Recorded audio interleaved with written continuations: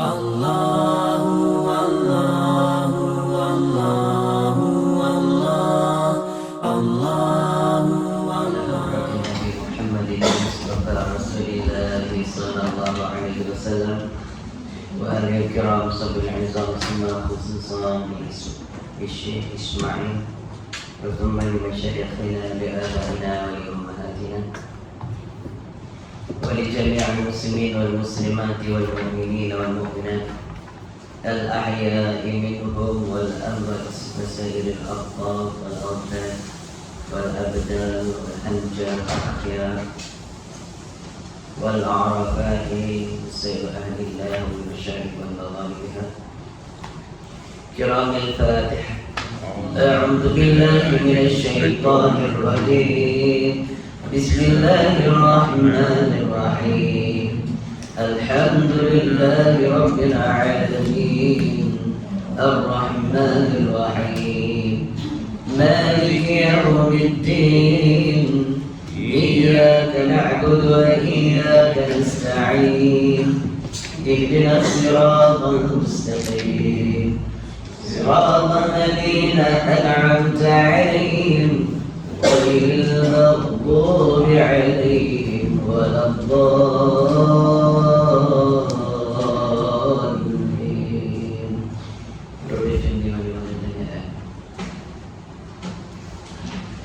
Assalamualaikum warahmatullahi taala wabarakatuh.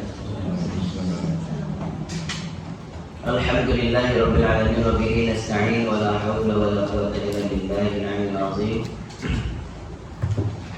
Allahumma salli wa sallim ala sayyidil mursalin wa ala alihi wa ashabihi ajma'in amma ba'd. Qala al-musannif rahimahullah ta'ala wa nafa'ana bi'ulumihi wa barakatihi fid dharain amin.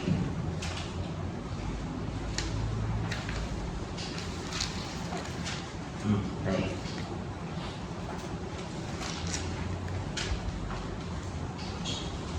Syahdan kata Syekh Ibn Hajar di dalam Tuhfah dan lainnya situ.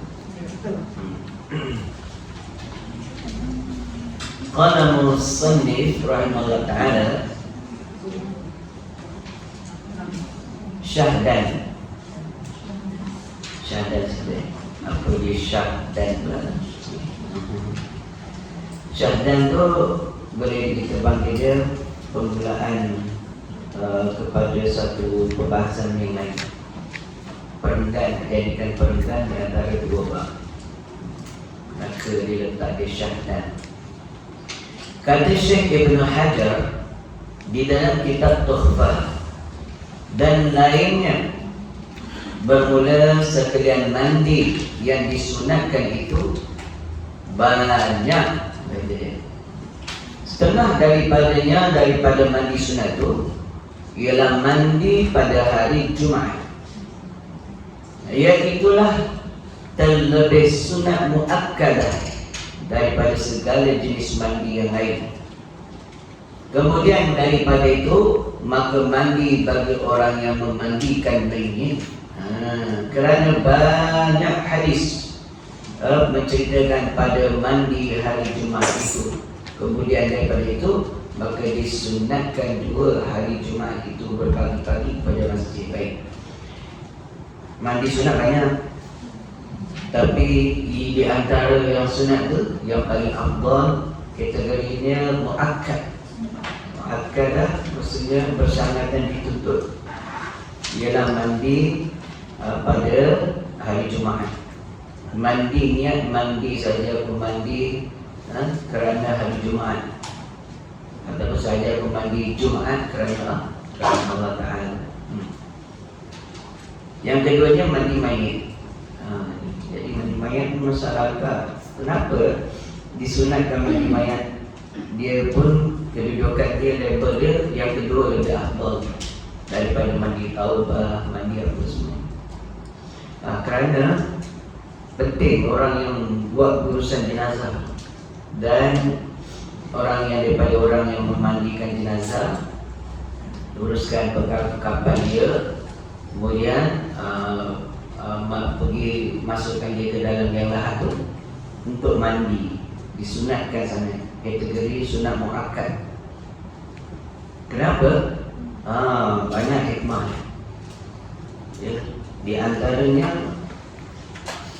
kalau kita mandi itu badan kita akan jadi bersih, daripada kekotoran. Mana tahu kita mandi kena kotor ke apa. Yang keduanya, kalau ikut daripada sudut perubatan Islam, kalau kita tak mandi lepas mandi jenazah tu, ada bahaya dia. Antaranya kadang-kadang jin ikut. Kadang kalau orang yang kita mandikan tu ada saka pula, ikut kat kita lah, menjaga sikit. Sebab itulah elok kita amalkan sunnah Nabi tu. Lepas mandi urus jenazah kita mandi. Itu penting. Dan orang kena bagi mayat dekat. Orang Melayu lah, dekat bagi mayat ni muka pucat dia. Takut tengok kau ni, tengok pelik tau muka kau ni. Itu antara sebab musabab dan hikmah di sebalik yang Nabi suruh mandi. Jadi mandilah. Lepas dia urusan selesai, kita balik rumah, kita mandi. Kalau orang dulu lagi lah, dia takkan masuk rumah dulu, dia mandi kat luar. Macam-macam lah. Itu semua adab-adab dia. Kenapa kita nak tanam uri mayit? Uri dia uri aja baby. Mayat kan ada uri. Kenapa nak kena tanam? Hikmah dia satu, kalau daripada sudut syarak, kita ni hukum dia harus tanam, bukan wajib tanam. Dan dia disunatkan tanam uri. Jadi daripada sudut perubatan Islam, uri itu orang boleh guna untuk buat sihir. Jadi kat sana orang Melayu dia punya pandai, dia letak benda-benda yang tajam, paku ke, jarum ke, untuk penawar sihir. Itu sebab taruh tu kan taruh pensel, so dia pandai belajar. Tak ada kena-mena. Uri tu tak ada kena-mena dengan anak tu. Dia kata, dia dah berapa bulan, 9 bulan bersama dengan anak ni, dia punya kawan. Tak ada. Dalam Islam, uri tu boleh buang je. Tak tanam pun buang pun boleh. Atau dimakan oleh binatang pun boleh. Cuma kurang baik. Macam tu maksudnya daripada sudut adab dia, asal ada darah. Jadi kita basuhkan dulu. Darah tu makanan syaitan. Hantu yang jenis suka makan darah perbuatan mulut tu, hantu penanggal dia suka makan. Dia suka makan darah tu. Bukan hantu tu je, hantu syaitan suka darah kotor. Dia najis. Darah kan najis. Walaupun darah kita sendiri tak boleh makan. Darah luka kita pisau potong kan, masuk dekat mulut. Haram ni yang makan dia, kena buang. Walaupun darah kita kat situ. Jadi di antara kaedah dia, kita pun gali. Lepas tu letak pula api kat atas dia. Kita tahu kenapa nak letak api kan? Dan Islam tak suruh pun. Itu adat orang Melayu, yang mana adat itu ada baiknya. Nak jaga daripada binatang yang sudah bau darah, dia akan korek. Itu sebab ini dia tahu diri 3 hari 3 malam. Dah habis suruh letak dia sampai sehari, maksudnya semalam pun tak apa dah. Semalam binatang aktif. Nanti sampai siang tu dia dah dalam tu dia berapa proses pengeringan. Sebab tu suruh gali agak dalam silas kaki atau kaki tu. Itu je sebab dia. Zaman sekarang orang tak buat sihir dah. Uri itu dibuatnya bahan kecantikan pula. Najis boleh pakai kosmetik kan. Dia bukan untuk perubatan. Kalau perubatan mungkinlah ada keharusan syarak. Dia kalau dah tak jumpa dah ubat lain yang boleh ubat melainkan uri dia, barulah dia jadi harus. Ini mana ada banyak lagi barang kosmetik dari benda lain kan, daripada timun ada, daripada apa semua ada. Baik, qala musannif rahimahullah ta'ala lagi.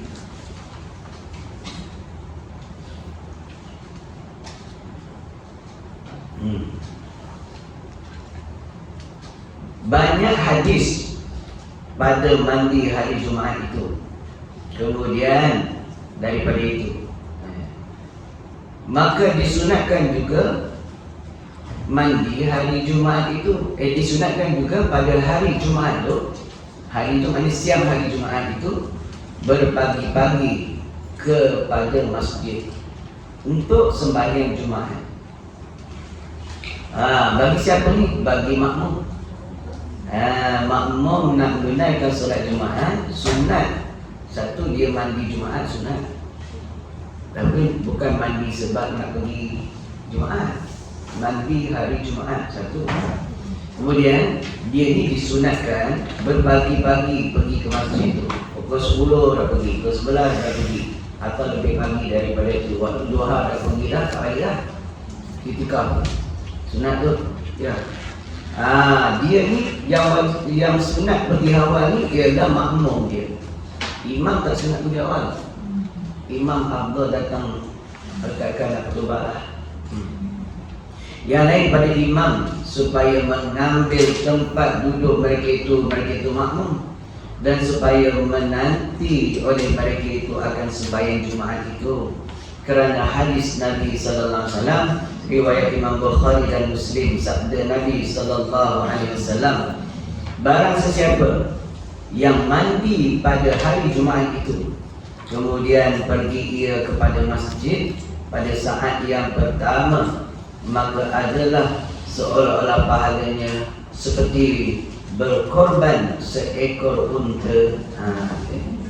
Berkorban seekor unta.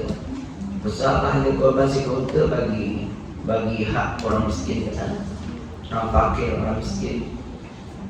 Pecah 3 bahagian kata ulama. Kan? Dia ada 7 bahagian kat situ. Daripada 7 tu, setiap satu bahagian tu pecah 3. Jadi satu bahagian untuk diri sendiri, satu bahagian untuk family atau kawan. Maksudnya satu bahagian itu diri sendiri dan family, satu bahagian ialah kawan, jiran terdekat, dan satu bahagian untuk fakir miskin. Tu macam tu keadaan yang kalau buat korban. Kecuali korban wajib. Kalau korban tu korban wajib, dia tak boleh ambil atau apa pun. Dan juga orang yang dia wajib nafkah, tak boleh ambil satu apa pun daging. Sebab tu itu korban wajib dia kena bagi semua ke orang. Tapi kalau korban sunat, dia harus ambil satu bahagian.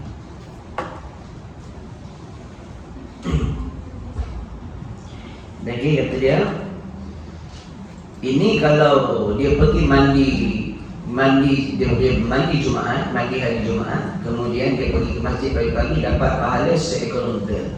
Ada yang lebih besar daripada pahala ni. Pekerjaan apa? Senang saja, iaitu pekerjaan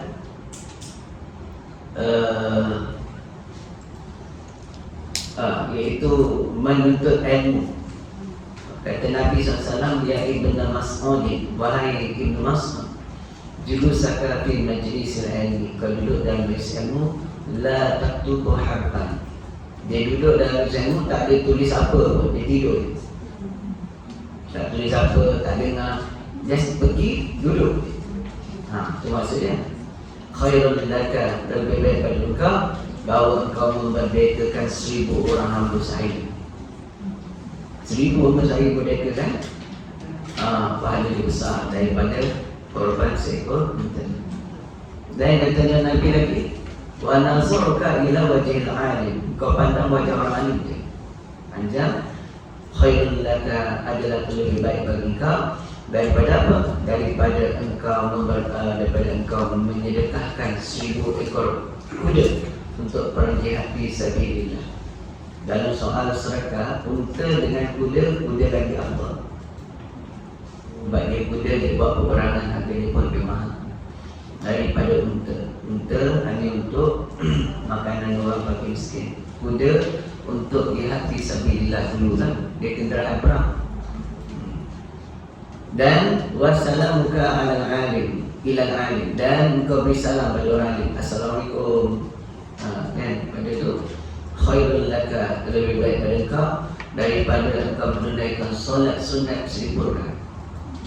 Kan berkaitan dengan ilmu. Duduk dalam ilmu sesaat, tak ada tidak apa-apa, pada duduk tu tidur pula. Dapat pahala mengatasi pahala sedekahkan seekor unta.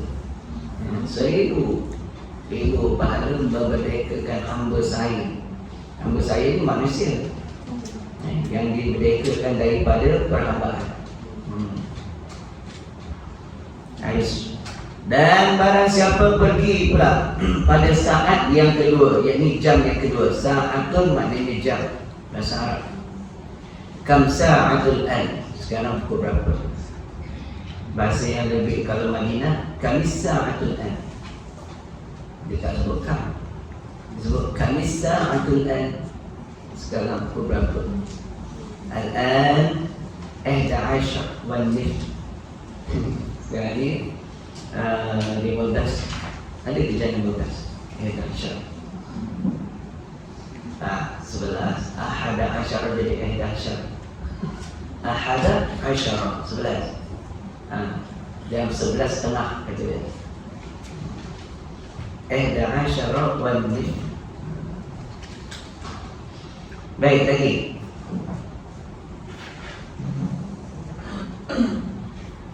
Jadi saat yang kedua pula dia kata. Dari saat yang pertama, maknanya jam yang pertama. Maknanya di kalangan kategori kalaulah maknanya nak Jumaat itu ada 3 jam sebelum, maknanya pukul 11 dia sampai. Pukul 11, 1 jam. Saat yang kedua pukul 12. Saat yang ketiga iaitulah pukul 1. Itu kategori itu.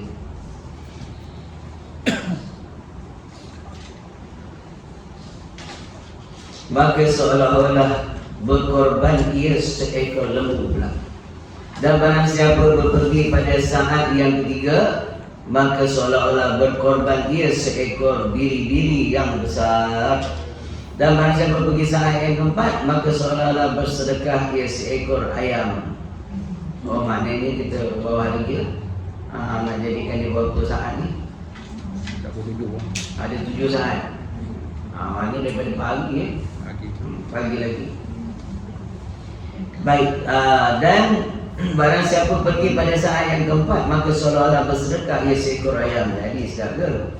Dan barang siapa pergi pada saat yang kelima, maka seolah-olah pahalanya seperti memberi sedekah ia 1 telur. Maknanya saat yang pertama tu kita kena iktibar lagi bawah.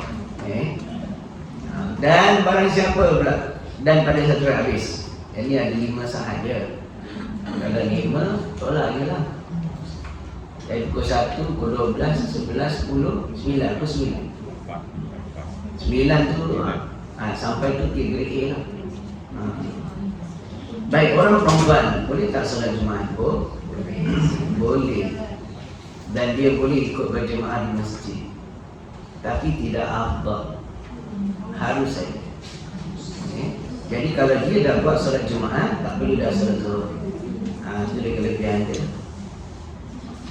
Dan pada suatu riwayat hadis, pada saat yang kelima itu seperti bersedekah 1 ekor burung kecil. Burung pun ambil faedah. Ada orang kata jangan beli burung lah, sian burung tu menzalimi dia, kata. Asal dia nak terbang tak boleh. Burung ni dia sifat dia bebas terbang sana sini. Awak tangkap dia, penjarakan dia. Dosa. Suka hati dia. Allah jadikan semua makhluk yang ada di bumi ini untuk manfaat kita manusia. Jadi burung, apa manfaat burung selain daripada makan? Ada burung yang boleh makan dan tak boleh. Ada yang boleh makan. Burung ayam ke, burung wak-wak boleh. Burung kuning boleh. Burung yang makan apa? Merpati boleh. Makan boleh. Satu lagi, ambil manfaat dia. Apa manfaat burung tu? Dia boleh hantarkan surat. Merpati boleh, helang boleh. Jadi kalau kita nak bela helang, Mana dia nak bela dalam sangka ni? Besar mana sangka tu sangka? Besar bumi apa? Jadi kalau kita nak ambil manfaat suara burung merebut, terkukuh, burung apa dia sedap suara?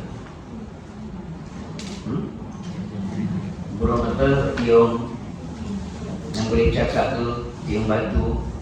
Kan? Kan? Kakak tua. Jadi ini burung sifat dia terbang, tapi kita nak ambil manfaat dia, nak dengar dia cakap, nak dengar suara dia, maka harus kita letakkan dia dalam sangka burung. Itulah, harus boleh. Bukan menzalimi dia sama dengan ikan. Ikan berenang di lautan, berenang di sungai, bukan main luas tempat dia berenang. Kita pergi tahan masuk ke dia, dosa dia. Buka hati dia. Ikan, manfaat dia, kecantikan dia, bila dilihat kejadian dia diingat Allah Ta'ala. Jadi harus kita berikan. Maksud menzalimi itu tak bagi dia makan berhari-hari, kelaparan kawan tu. Itu zalim. Kan? Yang mana hukum dia bela ikan harus, bela ayam pun harus, burung pun harus. Bela ayam pula, kalau kita bela ayam, tidak boleh bebaskan dia. Kalau dia makan di rumah orang jadi haram. Dia berak ke rumah orang, kita berdosa. Sebab dia barang kita, barang amanah kita.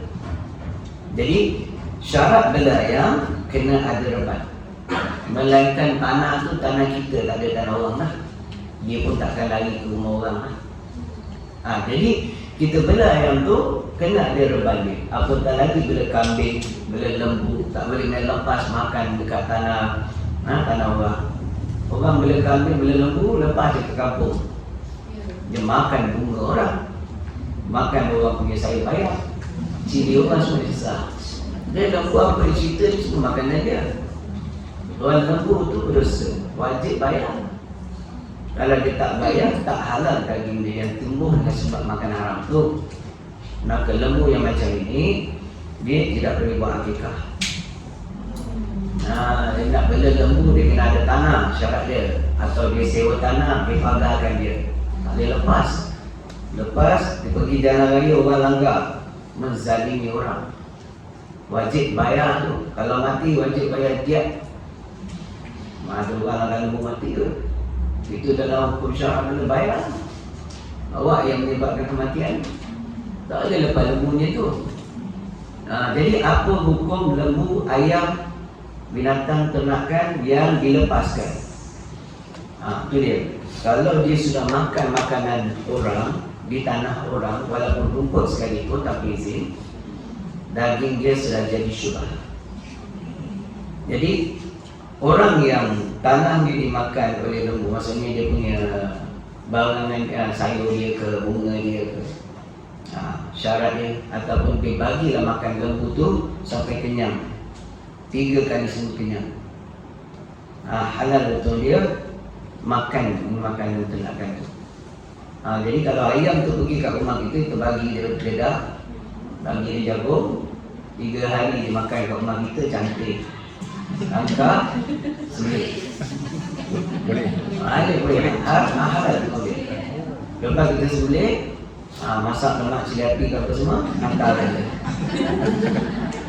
Dia pun makan sedap. Ayam semalam pun makan, masak sedap. Terima kasih. Bagi, alhamdulillah, terima kasih juga ke awak. Dia pun cari mana jalan lenting aku ni. Kata dia kembali. Tak, itu hukum dia fiqah. Jadi jangan lepas ayam sekali. Kalau tanah terbesar, tak ada jiran, tak ada apa, bolehlah. Tanah kampung dulu-dulu kan besar-besar. Itu pun pergi kat rumah sebelah kan. Jadi kalau dia masuk kita kurung dia, macam mana? Di sini ni. Galak tak? Boleh kurung dia. Okay. Masuk ke dalam, kita dapat serpuk. 3 hari bagi makan. Kalau dia cari, kita jumpa. Tapi niat nak serup apa lagi? Dia nampak ayam ni bagi makan, dia buat ialah bagi makan, ayam sampai dia tangkap, masuk dalam lubang dia. Dia suruh punya haram lah.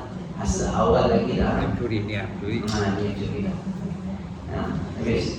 Tahu ada hukum buah. Dia sebelah dia jual durian. Dia balik kampung.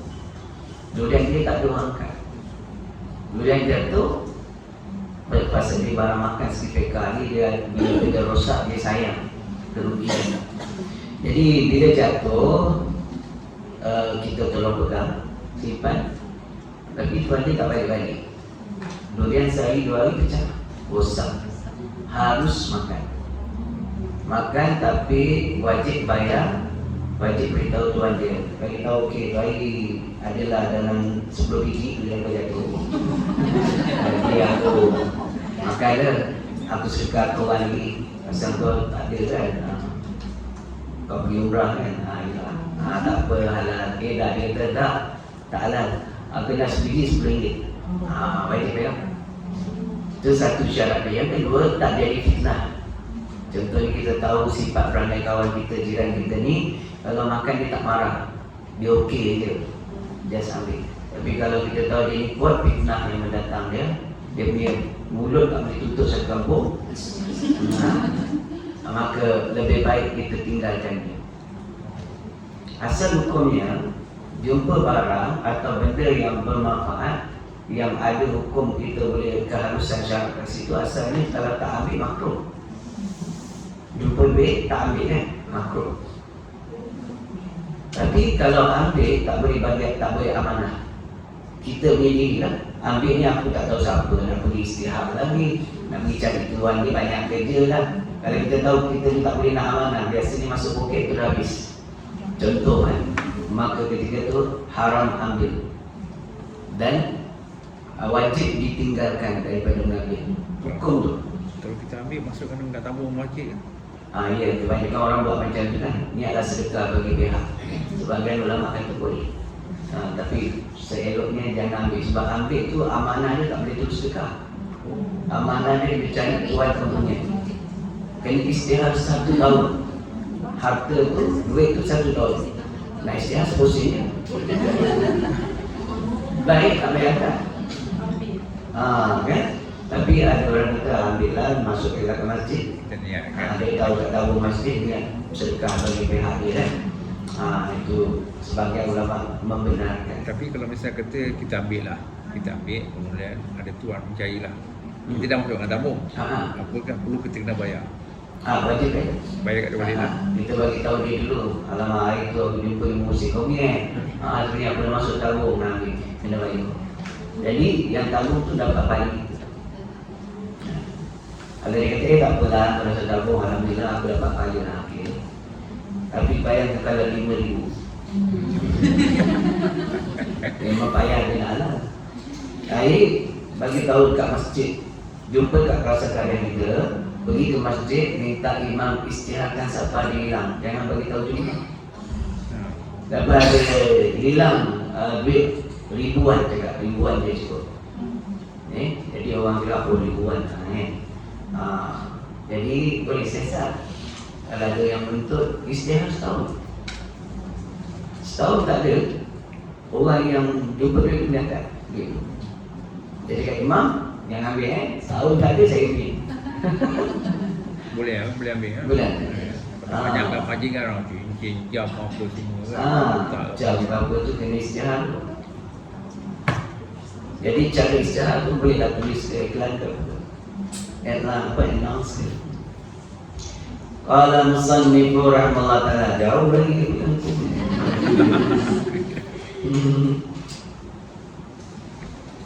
dan barang siapa pergi pada saat yang ke-6 adalah pahalanya seperti memberi sedekah ia 1 telur itik 2. Dan barang siapa pergi Jumaat pada awal saat atau pada pertengahannya atau pada akhirnya, maka adalah pahalanya seperti yang tersebut itu, insya-Allah taala. Syahdan lagi adalah saat di dalam sehari semalam itu ada 24 saat. Bahasa Arab saatan tu maknanya jam. Kita bahasa Melayu saat tu jarum saat lah. Kita bagaimana? Saat kita bagi jarum saat. Tapi orang Arab kata saat tu ialah 1 jam. Baik. Jadi sehari semalam ada 24 jam. Maka diambil 6 saat dibilangkan daripada sudah sembahyang subuh hingga sampai kepada sembahyang Jumaat 2. Lepas subuh kata subuh ke 6, pukul 7 lah. 7, 8, 9, 10, 11, 12. Macam tu lah. Bermula waktu mandi Jumaat itu ialah mula-mula terbit fajar yang sadiq. Terbit fajar sadiq maknanya subuh. Waktu subuh tu dah niadah saja aku mandi sunat Jumaat, hari Jumaat kerana Allah Ta'ala. Dan akhir waktunya gelincir matahari. Gelincir matahari itu ialah masuk waktu zuhur. Jadi kalau kita nak tahu nak tahu konsep melihat masuknya waktu solat, kita kena belajar ni. Ni matahari, matahari lah, agak ringan juga. Okay. Jadi matahari ni kita letak satu tiang. Kita pacak kat sini tanah. Kita lihat dia punya bayang-bayang. Kalau bayang-bayang dia ni, okey, tegak atas kepala. Kalau matahari tu kat sini, jadi bayang-bayang dia tak ada. Tak ada lah, tegak sini. Jadi kalau matahari tu dia pergi condong ke sini, dia akan menghasilkan bayang-bayang, kan? Masuk gelincir matahari, bila matahari ni lari sikit dia lari ke sini, matahari bayang-bayang akan keluar dekat sini. Ini gelincir matahari. Masuk confirm secara yakinnya masuk zuhur. Kalau tengok jam, kita tahu kalender zuhur pukul 1.30 atau 1.15, dia masih kategori zon, bukan yakin. Dia percaya yang kuat tapi dia tak yakin. Itulah biasa. Jadi kalau kita tengok melalui matahari, peredaran matahari, dia jadi waktu yakin. Sini zuhur, sehinggalah bayang-bayang ni sama panjang batang kali ni sama panjang dengan bayang-bayang yang keluar ni. Ini dah masuk asar. Ini asar. Ini zuhur. Jadi kalau bayang-bayang ni matahari akan pergi sini lah. Nanti matahari pergi dari sini lagi. Kan? Dia masih ada lagi. Bayang-bayang ni dah sama panjang dengan 2 kali ganda. Yang ni nak masuk maghrib dah. Kita panggil ni mambang. Mambang mabuk minum brandy. Ni mambang kuning kan. Nanti matahari ni laut kan, dia akan gelap. Selagi ada nampak ni belum maghrib. Bila hilang ni masuklah maghrib. Bayang-bayang pun dah habis lah, dia dah gelap. Jadi itulah nilai maghrib. Jadi maghrib ni walaupun matahari dah dekatkan dah masuk bawah ni, dah tak ada dah, cahaya masih ada. Cahaya ni syafaq, kita panggil syafaq merah. Cahaya ni kekuningan kemerahan kan, dan dinama selagi ada cahaya itu adalah maghrib. Bila cahaya ni habis, maghrib habis. Jadi nak dapat lihat jelas tu dekat laut. Kalau kita kat sini, memanglah laut tu dekat kat Kelebang, kat mana ke, tapi kita tak nampak batas air laut. Walaupun kita dah gelap, sebenarnya masih ada cahaya kat laut. Waktu maghrib tu lebih kurang 45 minit. Jadi dia ingat, oi, cahaya dah tak ada dah. Kalau maghrib tak, maghrib ada lagi. Sampailah masa isyak. Bila cahaya ni hilang betul dah kat kaki langit yang ada dekat laut dah, paling senang tengok dia, maka masuklah isyak. Lebih kurang 45 minit selepas dia tolak. Itulah dia.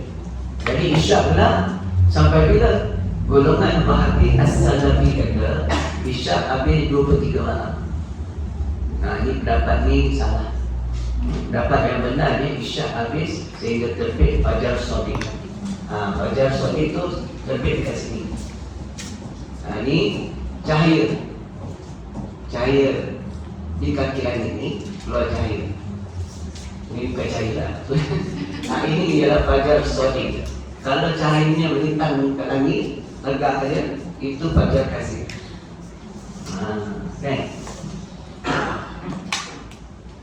Jadi fajar sodik maknanya cahaya yang benar. Fajar kazib cahaya yang orang ramai tertipu. Orang ingatkan dah subuh belum. Iaitu lebih kurang setengah jam sebelum atau 1 jam sebelum fajar sodik. Nampak cahaya melintang di langit. Okay? Dia menegak. Kalau dia di kaki langit, itu fajar sodik. Maknanya subuh masuklah.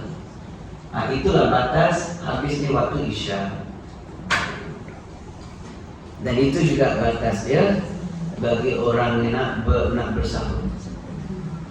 Sebab tu selalu kita minta berapa minit sebelum kita nak imsak tu? 5 minit sebelum 10 minit. 10 minit sebelum masuknya subuh, kita dah disuruh imsak, menahan diri daripada makan minum dah. Ada orang kata, dengan azan pun boleh lagi. Dulu masa kecil, orang tu kata, cepat-cepat makan, orang dah azan ni, cepat, boleh lagi. Tak boleh lah. Dengan azan tu pun dah masuk fajar sodik dah. Jadi itu dah membatasi, tak boleh makan kira-kira sengaja makan tak sah puasa dia kali ini. Contoh satu contoh lah, kita makan kangkung lah. Makan kangkung. Mulailah ini dah urat lah. Kita makan kangkung, baru dah masuk pada pun kita dah termasuk ke dalam tu kan. Jadi semua dia keluar. Macam mana nak cerita tu? Nak tarik batal, mungkin batal. Okey tak. Bagus lah nanti.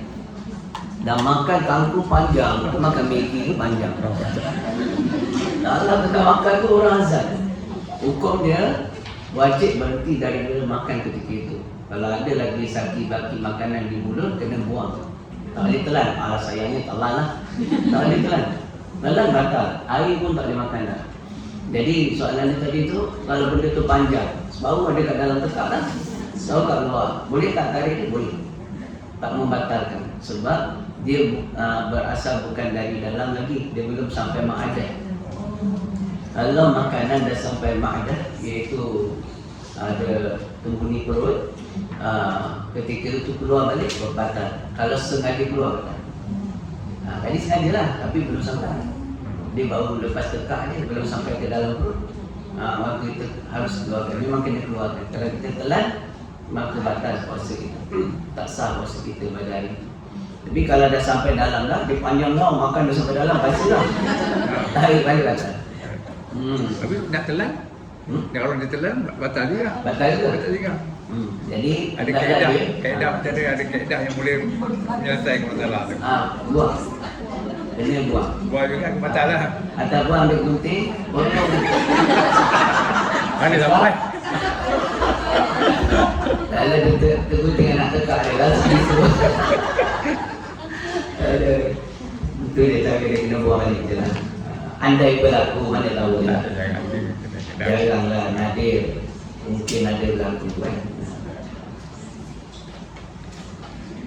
Baik, qala musannifu rahimallahu ta'ala lagi. Dah 11.30, kejap ya. Lagi betul masa juga.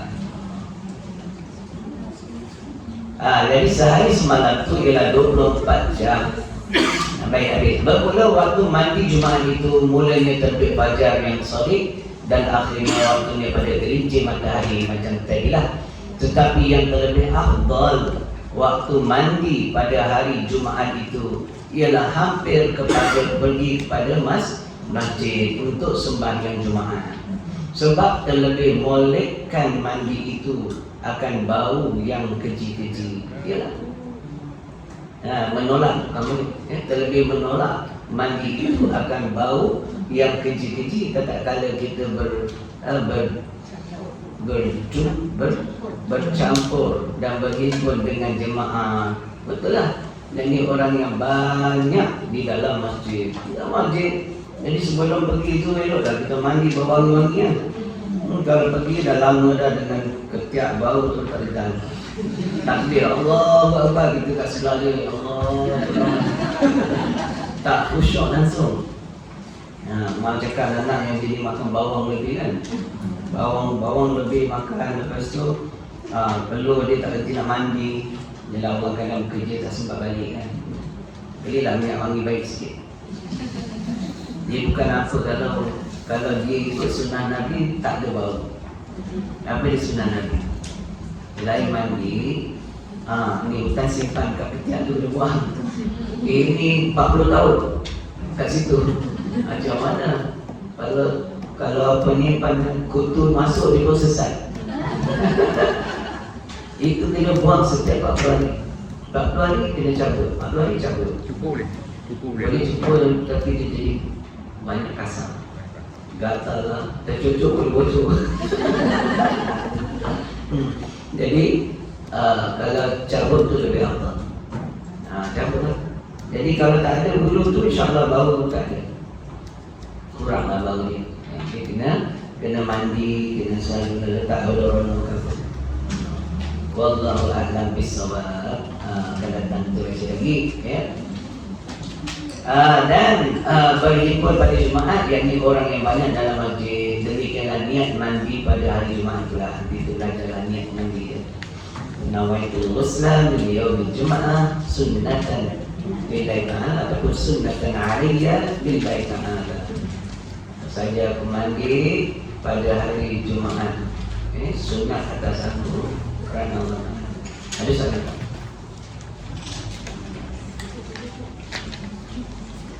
Jadi macam mana nak tahu kiblat kita? Kiblat kalau kita kalau di siang hari tengok matahari. Matahari tu dia ada 12 tempat terbenam. Matahari ni dia di tempat terbenam banyak, bukan satu. Kata kita katakan ni kiblat. Kadang-kadang dia tempat, kadang sini, kadang sini, kadang sini, kadang sini, sini. Banyak tempat terbenam ni. Jadi kalau kita ambil arah kiblat ikut matahari, kalau dulu tak ada kompas kan, itu yang pergi kat sini. Bila kita atur yang pergi sini, bila kita buat ikut kompas yang betul, kompas betul arah ke Kaabah, rupanya dalam lidah dada tu yang berubah arah kiblat ke Melaka ni banyak. Jadi apa hukum dia? Sebab kita tak nampak kiblat, kita hanya bersandarkan matahari, maka hukum dia kita berhukum berdasarkan kaedah zanni. Sah semayang ni, orang dulu ni semayang pun sah. Kubur, berubah tau, kiblat kubur. Bila Melaka istilahkan ada satu masa tu matahari istiwa di atas Kaabah. Maknanya betul-betul tempat kat Kaabah. Jadi dia tak nama semua kita ambil kitab sendiri terpacatkan kain. Jadi masing-masing berubah sini ada sini lari semua. Jadi semayang orang dulu sah. Jadi kubur yang tanam tak ikut kiblat tu tak perlu dialihkan. Itu bahagian dia. Sah lah waktu tanam tu, sah lah hukum dia. Tapi bukan arah kiblat. Jadi arwah atuk saya ditanamkan di kuburan Tampui. Dia adalah jenazah pertama yang meninggal kiblatnya betul. Maksudnya selepas dia Jabatan Agama sahkan kiblat tu, jadi kubur pun berubah. Kubur masjid disuruh ubah tanda tanam tu. Jadi lubang pertama sekali atuk saya masuk. Itulah betul-betul arah kiblat lari. Semua kat sini, dia kat sini. Kan, cuma condong ke sini, dia condong ke sini. Dia yang pertama, lepas tu yang lain semua ikut lah. Lepas tu kalau pergi dekat tanah kuburan, jangan pelik, kenapa orang ni kat sini, kenapa kat sini? Sebab perubahan kiblat. Yang baru-baru dia lain kiblat arah dia. Macam mana nak tahu kiblat di malam hari? Kena tahu. Dia nak pakai kompas lah senang, tak ada kompas. Boleh tengok bintang. Di bintang tu, di atas langit nanti kita akan jumpa ada 4 jenis bintang. 1, 2, 3, 4. Silap, di belah sini. Okey. Kalau jumpa bintang macam ni, dia macam dia, sini arah kiblat. Jumpa ada satu kat bawah ni, ada 2 macam ni, nanti dia macam ni. Di sini dia tepat arah kiblat. Sini arah kiblat. Jadi pas tengok malam tengok ada tak? Tak. Nampak dia yang tiga sedikit tu nampak lah. Ya. Yang belaki tu tak nampak. Biasa secah memang malam memang. Dia tegang, dia terang sikit. Terang. Yang tiga-tiga ni terang, yang ni kurang terang tapi boleh nampak sebenarnya. Kalau ada mendung payah, tapi maksudnya berani clear macam ni kan. Malam ni saya ingat clear sebab 2 hari hujan kan. Ben tengok arah kiblat. Betul tak rumah aku ni arah kiblat? Oh lari lah. Kalau ikut kompas tu, dia kadang ada berapa peratus dia punya tolak, dia punya kompas tu. Ya, medan magnetik dan ditimbulkan itu pun kadang tak tepat. Ambil dah 3 part pergi kompas tak. Cuma lagi sikit-sikit. Jadi tak, itu pun tahap seni, bukan tahap yakin. Yang yakin dua je. Satu, yang peristiwa-peristiwa dekat Kaabah tu. Ya, tarikh dia tak selalu berlaku kan, berapa tahun sekali kan. Yang tu. Yang kedua, ialah melalui bintang. Bintang tepat arah kiblat. Okay. Allah.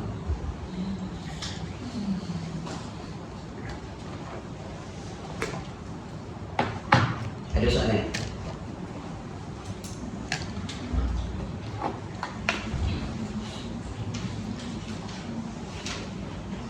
Ya, ada lagi. Saya ingat tadi macam dah 11 jam tu menipu pandangan. Ingat kali berapa minit? Awal lagi. Sebab saya masuk awal lagi kan. Ada soalan lagi tak? Lupa saya sebenarnya ada buat tangan sikit daripada pondok buat tangan lupa untuk buat tahlil kita ni di Pondok Darul Takin. Setiap tahun, setiap hari bulan Ramadan tu kita khatam Quran. Dan kita ada bagi borang pada siapa yang berhajat ni untuk buat khatam Quran bagi arwah. Satu borang tu ada boleh letak 10 nama, satu borang tu 50 hadiah. Jadi setiap malam kita khatam Quran. Jadi yang belajar hafiz ni bagi dia sekejap je lah khatam tu, belajar hafiz dia laju. Jadi InsyaAllah saya boleh dah ni soalnya dah borang saja. Borang khatam Quran. Saya ambil dah.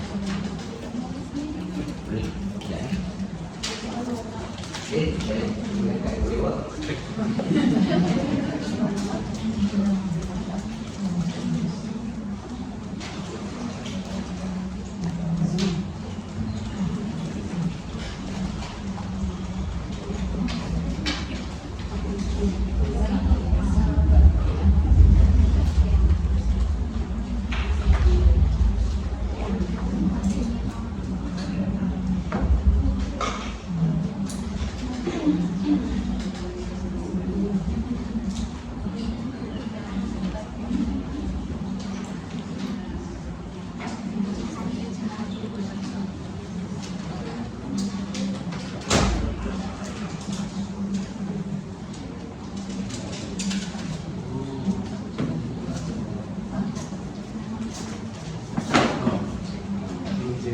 Boleh.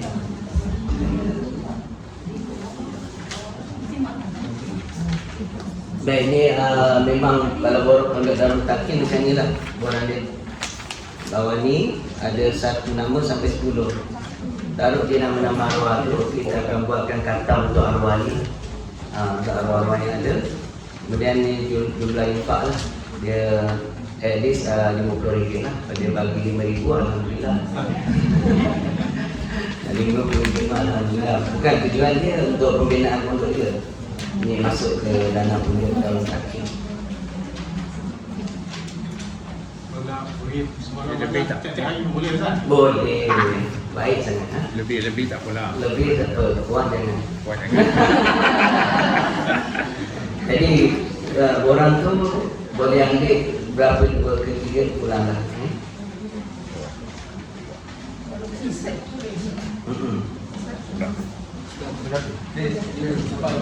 Ya, soalan. Kalau dia keluar ikhlas, singkong. Jika dia bersama ikhlas itu sudah berkau. Betul saya tak ada. Kalau dia bela ikan seko ataupun ayam seko dia, adakah itu menzalimi dia?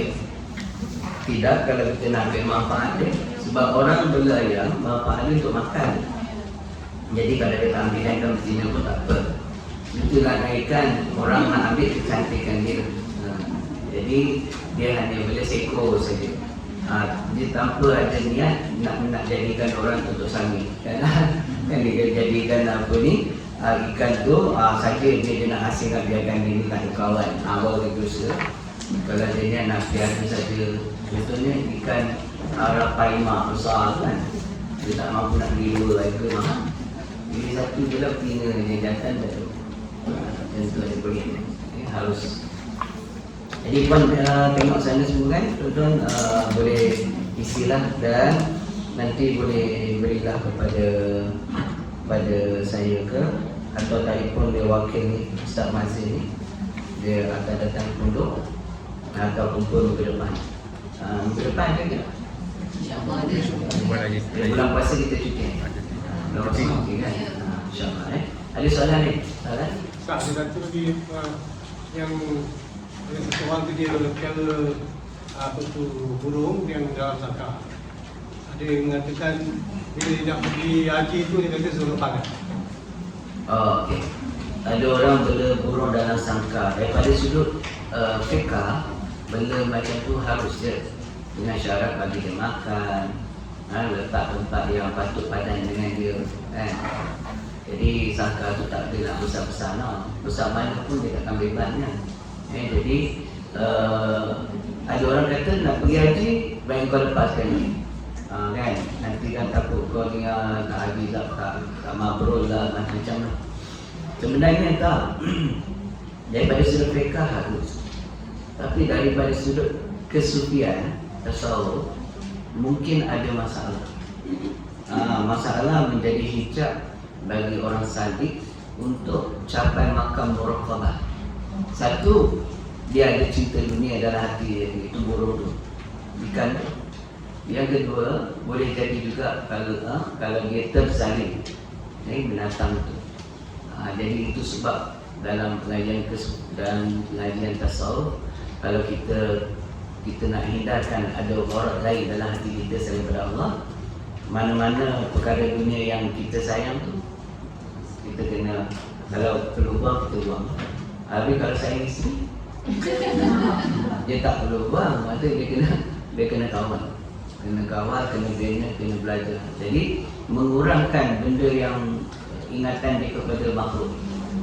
Apa dia? Buang untuk burung tadi, buang ikan tadi, nanti tidur malam, kalian nak mana nak jalan ni. Habis. Kan sama juga. Jadi hukumnya harus dia. Kalau dia nak buang, tak apa, boleh. Kalau bagi masa. Ustaz, apa hukum wanita sendirian? Wanita sembelih ayam. Baik, dalam rukun sembelihan tidak disyaratkan lelaki. Jadi harus wanita itu sembelih binatang. Sembelih ayam ke, sembelih kambing, dalam buku harus sembelih. Yang penting dia orang Islam ataupun ahli kitab, yang mana sembelihan itu kerana Allah. Jadi, kalau orang yang telah ditidurkan selama 2 minggu, bukan dia bodoh solat. Okey, bagus. Orang yang ditidurkan selama 2 minggu, yang dikomakan, adakah wajib atas dia untuk mengqada segala solat dia? Wajib. Wajib semua. Kerana dasarnya dia berakal. Dia cuma tidur. Seumpama orang yang tidur tak bangun subuh, wajib juga qada sembahyang subuh. Bila dia dah bangun, wajiblah dia guna jalankan qada. Tak sama dengan orang yang gila. Orang yang ada penyakit gila. Waktu dia siuman, dia wajib solat. Waktu datang penyakit gila dia tak wajib solat. Jadi jangan datang penyakit gila dia 1 minggu. Yang 1 minggu tu tak payah qada. Sebab dia telah hilang aqil. Syarat sah mukallaf tu tak ada dah. Bila tak ada mukallaf, terangkat rukun taklif. Tak kena, tak wajib puasa, tak wajib zakat, tak wajib semua ketika dia gila. Jadi Syarat nak menjalankan segala hukum syarak tu, pertama akil, berakal. Hilang akal, akal tak ada, tak wajib. Ni? Contohkan saya ada berbincang tentang jalan raya. Allah saat ambil mungkin bilangan kita, lalu saya ambil dan saya bawakan dalam media sosial. Apa hukum dia, atau saya perlu bagi berkaitan untuk serahkan untuk buat ibadah. Baik, kalau jumpa jam, jumpa barang nak jam ke apa ke, first kali kena hebahan tu dekat kawasan kita jumpa. Kita jumpa dia dekat KL, kena KL. Bagilah kepada pihak yang ada autoriti untuk buat ibadah tu. Paling senang bila masjid lah, atau Baitul Mal. Boleh. Jadi tak perlulah kita bawa balik sampai rumah. Hebat dekat dalam media sosial memang dia menyeluruh. Itu salah satu cara. Tapi yang namanya hebat boleh melalui media masa pun, televisyen ke, internet ke, boleh. Dia merangkupi lebih luas daripada masjid. Bagus. Mana kalau yang sedekah, mana barang yang sedekah tersayang yang boleh memanfaatkan orang itu lah. Kalau macam lain-lain boleh, tak boleh lah, boleh lah. Yang tidak boleh memanfaatkan orang itu tak boleh sedekah. Tak manfaat macam mana? Ialah macam contoh lah, kawan kita ada kawan rumah, kita sedekah tak boleh di rumah atau macam mana. Oh, yang namanya sedekah. Sedekah ni selain daripada orang yang wajib nafkah atas kita. Adik-adik kita pun kita boleh sedekah. Orang miskin boleh, orang perempuan boleh. Afdal, mana yang lebih afdal tu kita punya adik-adik kita lah, buat kita pergi keluar pada dia. Ya, sedekah ni paling afdal ialah pada ahli keluarga. Nombor satu, afdal tu. Kemudian barulah orang sekitar kita, bagi miskin di sebelah kita. Jadi kalau ada adik-adik dia miskin, lebih afdal kita zakat dekat dia. Dia fakir, dia miskin, kita zakat dekat dia juga, terus sedekah dekat dia pun afdal. Kalau semua orang amal macam ni, jadi keluarga dia bahagia satu, tak adalah keluarga dia tersusah. Baik. Baik.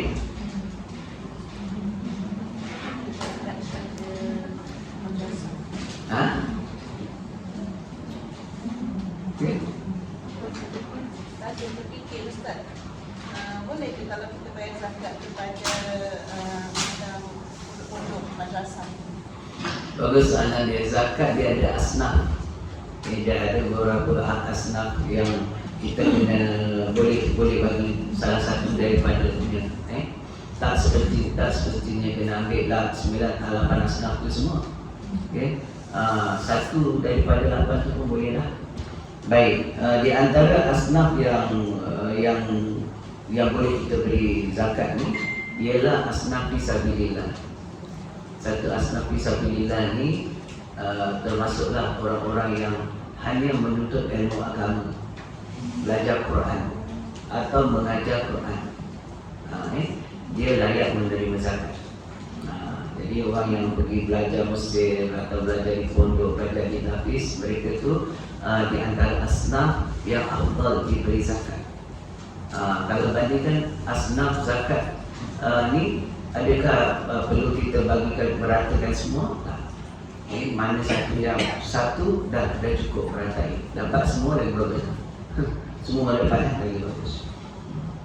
Tapi banyak yang dapat di Malaysia ni. Contohnya asnaf untuk orang yang musafir. Musafir itu salah satu asnaf zakat. Dia datang ke Melaka, sampai ke Melaka putus belanja. Dia adalah orang yang layak terima zakat. Tapi benar gitu, aku tak ada betul lagi lah, dia tak berak ke mana, minta zakat. Minta maaf je, kita tak ada peluang. Melaka ada? Kalau Melaka ada, Kelantan ada. Melaka ada. Baik.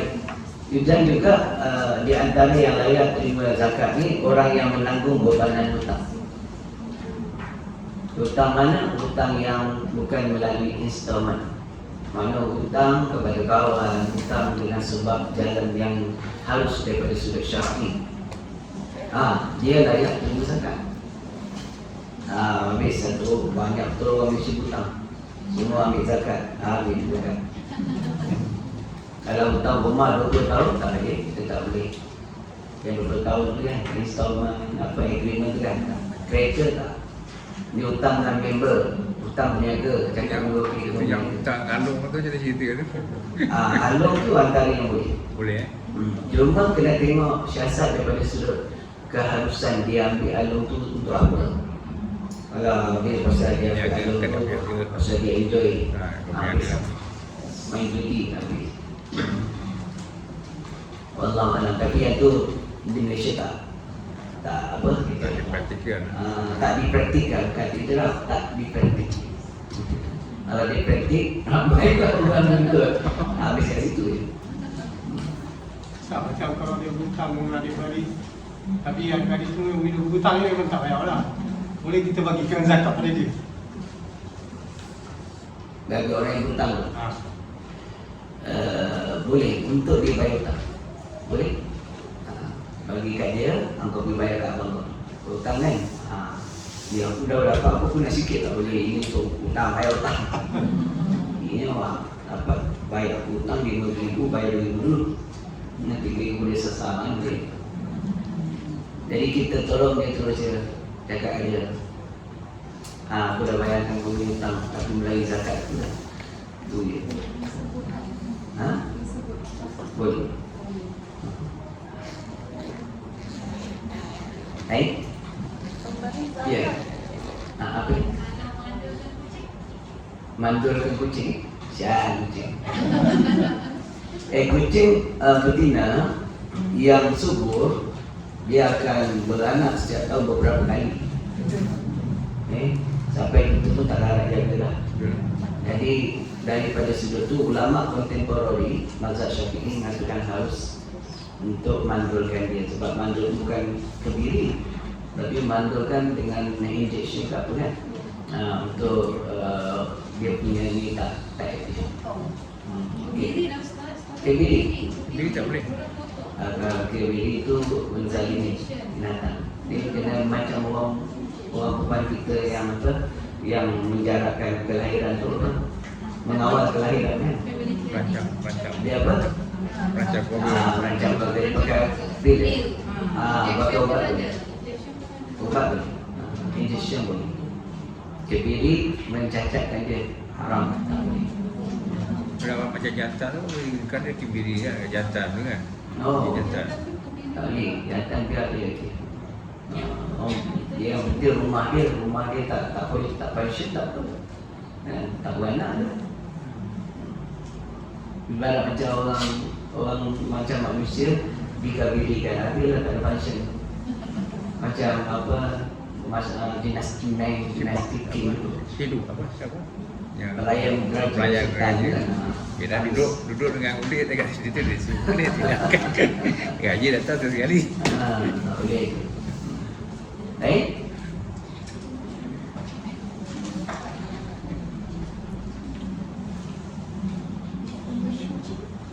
Bela kucing. Tadi ada soalan apa tadi? Yang ini ke? Ini. Tak ada, tadi saya terfikir, adakah pemberi zakat ni dia perlu tak melihat asnaf itu ada segi keagamaan dia? Baik, bagus. Salah satu asnaf zakat ni ialah orang yang kita nak tarik dia masuk kepada Islam. Maknanya orang ataupun orang kafir yang masuk Islam, baru masuk Islam. Jadi boleh kita gunakan zakat untuk bagi dia, walaupun Islam ni belum kuat lagi. Tempoh dia tu. Selagi kita nak tarik dia kepada Islam, jinakkan kepada Islam, maka dia itu termasuk kategori asnaf. Jadi kalau kita adakah kita perlu pilih orang yang ada agama, aku tak. Zakat ni dia antara kelebihan dia, orang kafir pun boleh masuk Islam. Apatah lagi orang Islam boleh jinakkan hati dia supaya dia tahu Islam tu benar. Dia kembali kepada jalan Islam yang benar. Lagipun dia antara kaedah mendatangkan silaturahmi. Jadi kalau kata jiran kita tu tolong tak pakai zakat je. Lama-lama dia ada daya tarikan di situ, kita nak follow kita tu. Baik. Baik. Dan di sebuah pertanyaan sikit. Wanita yang dalam iddah kerana kematian suami, bolehkah dia keluar atas urusan yang tidak boleh dilakukan, contoh urusan mahkamah atau kinabesti arwah? Dan jika dia berzafir lebih dari 90 marah, bolehkah dia ambil faedah contoh solat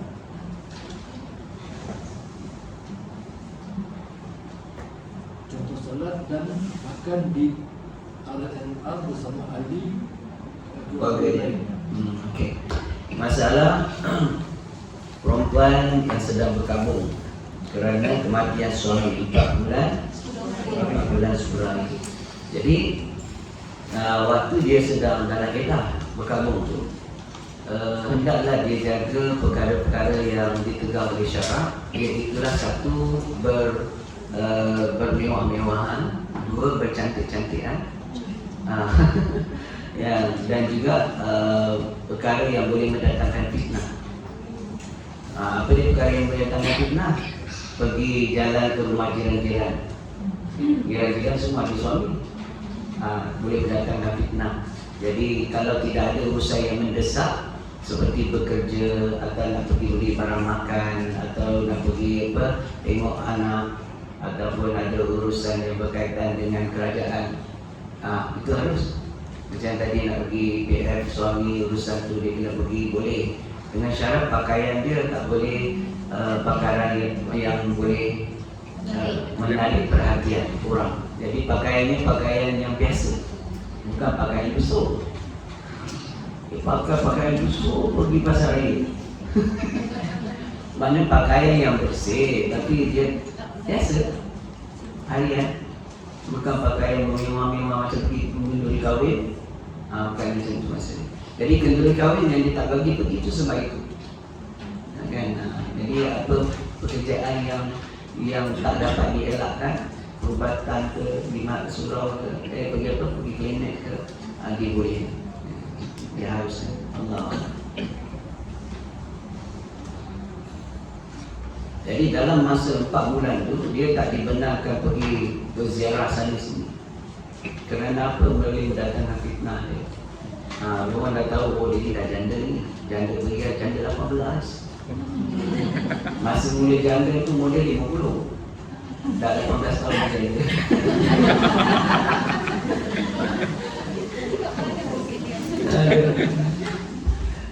Ada soalan?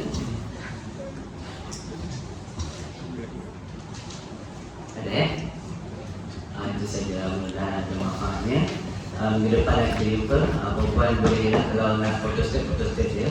Tak ada banyak, dia ada 300 ya. 300 tu tak payah photostat. Itu sajalah. Ni saya punya warden yang buat ni, tulisan dia lah. Alhamdulillah, Allah belum menyebutkan hidayah.